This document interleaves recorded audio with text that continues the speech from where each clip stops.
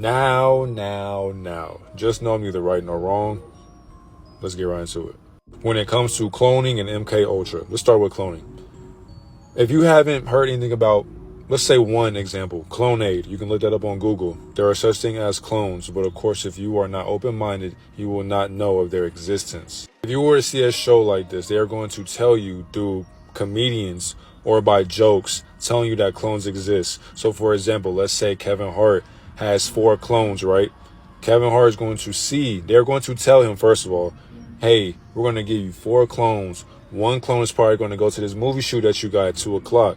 One clone has this date with a woman that you like. So we're going to have this clone go to that day at 7. You have a meeting with some executive, etc., about your next big show. That's going to be at 12. You see how this goes? They have clones for different situations. But imagine if this clone becomes consciousness. This is where MK Ultra will come about. And I say that because if a clone became conscious that it's a clone, it's going to start acting out of its own program. Because if a clone became conscious that it is a slave of another human being, I guess you can say, it's not going to like that. It will go against what it was taught. So they had to wipe this clone's memory clean. Because if the clone was to ruin the celebrity's, performance, or ruin a celebrity's image, that's going to look bad. So they would have to do away with this clone, remove its consciousness, because you went against the program. And that wasn't your initial program in the first place. Not to mention that if these celebrities speak out of character or they do things that they are not doing within their contract and they are going against the grain, they're going to get their consciousness wiped out as well. Because people think that these are real people. No, they are not. They are characters. Literally living their life through a screen that tells lies to your vision.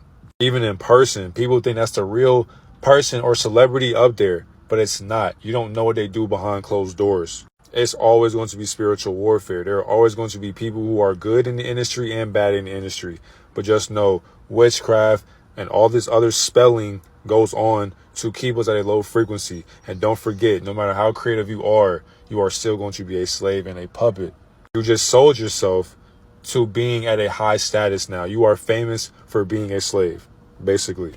And there are different cloning facilities and MK Ultra facilities in the world, not just Cali, not Atlanta, not Miami. There are different offshore places, islands, other countries they do these things at. This is why you have to be careful who you follow within the industry or within life. This is why you have to look up to yourself and nobody else. Don't believe everything you see. Don't believe everything you hear. Realize. I love you. Have a great day.